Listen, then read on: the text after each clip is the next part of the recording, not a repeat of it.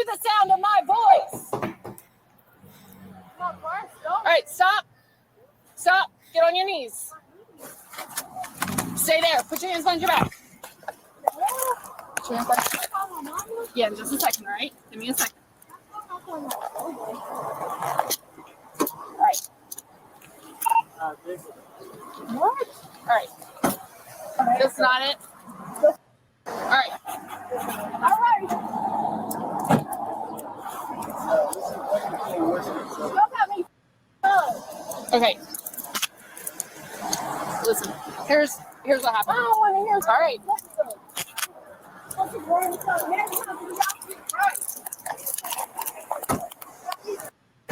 Get the out of my way.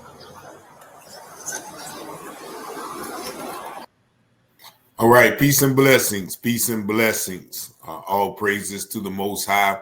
And that is the short version of what happened to 18-year-old La'Nisha Hemmingway in Myrtle Beach, South Carolina.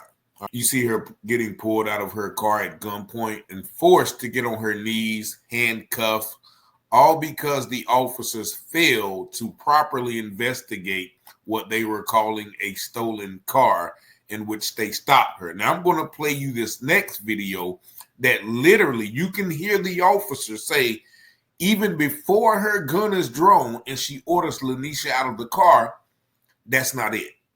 That's not it. Meaning that's not the car we want.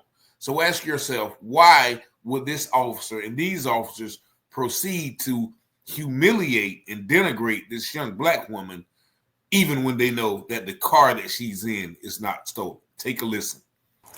Control, can you go ahead and 10-3 the channel? I'm getting ready to do a high-risk stop.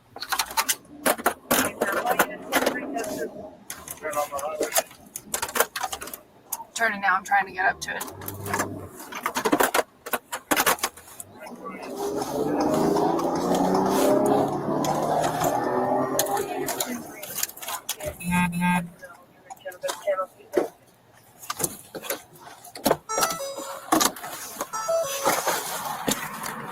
It's not it.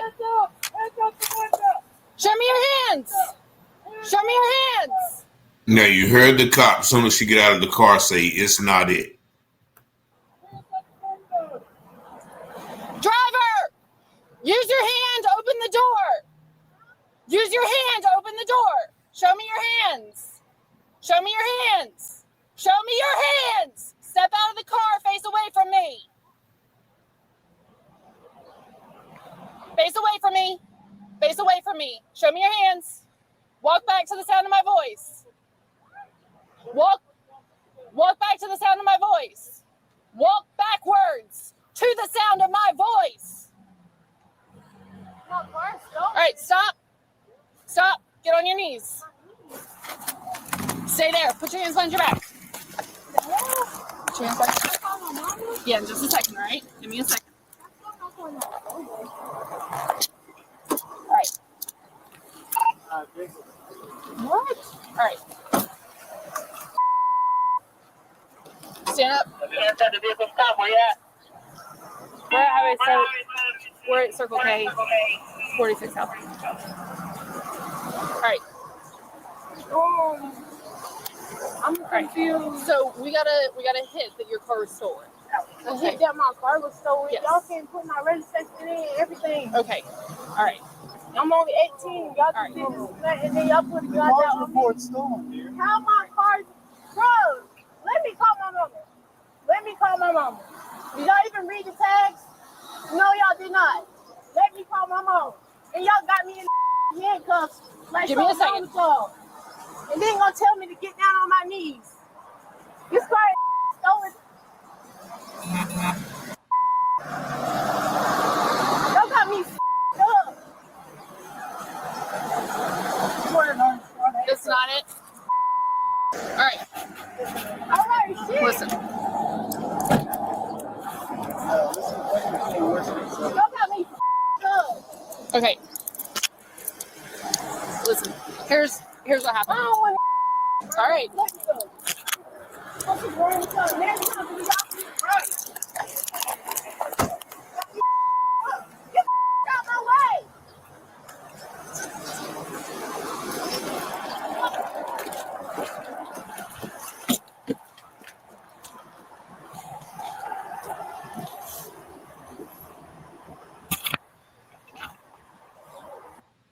And this is policing today in America. The young lady even knew, did y'all even run my tags? Did y'all put my registration in? Then y'all would have saw that my car was not stolen.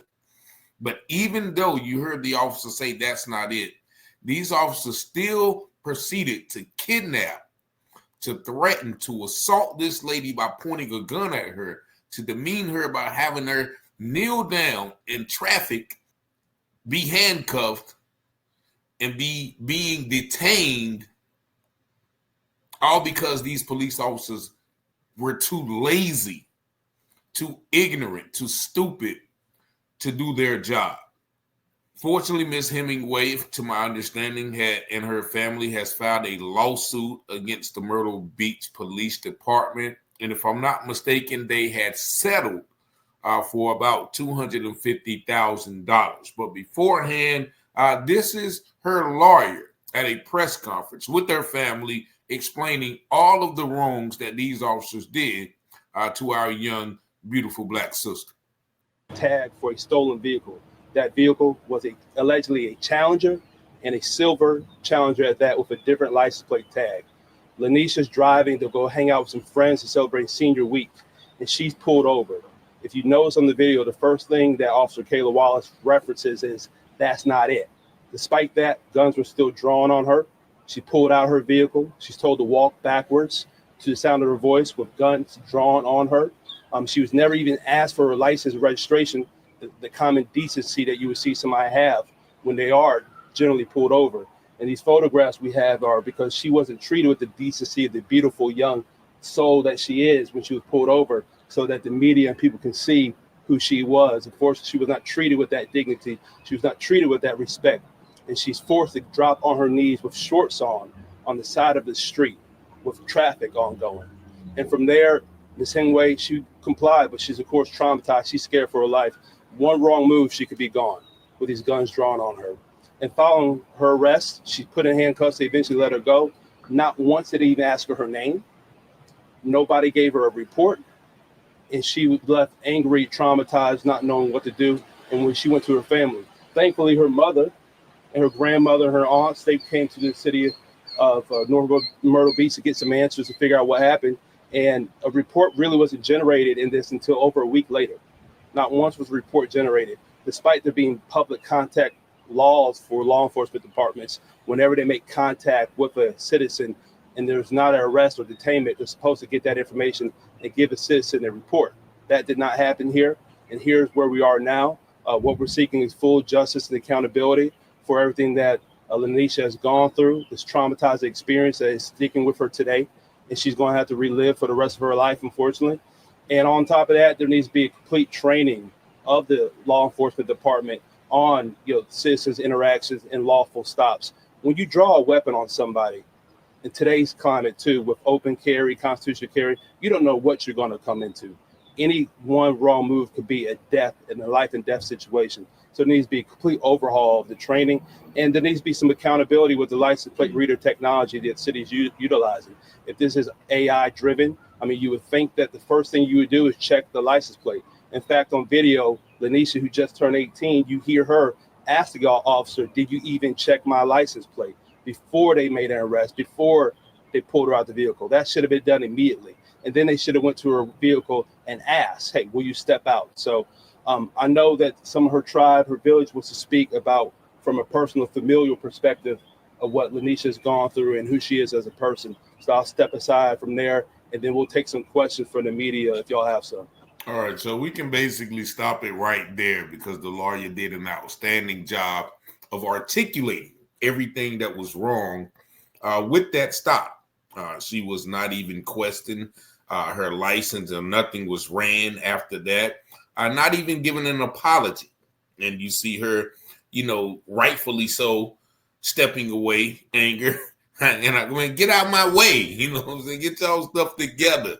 18 years old, and she knows, she's not even a police officer, but she has the logical sense to know, okay, well, if we're chasing the stolen car, we're looking for the stolen car, let's at least run the license plates to see if this car is indeed reported stolen, which hers whatnot. And also the lawyer made a great point where is if she would have moved the wrong way or she would have, dropped her phone, and next thing you know, the police officers, the stupid police officers will say, oh, gun, and shoot her, then her life would have been lost for nothing, for them suspecting the wrong vehicle.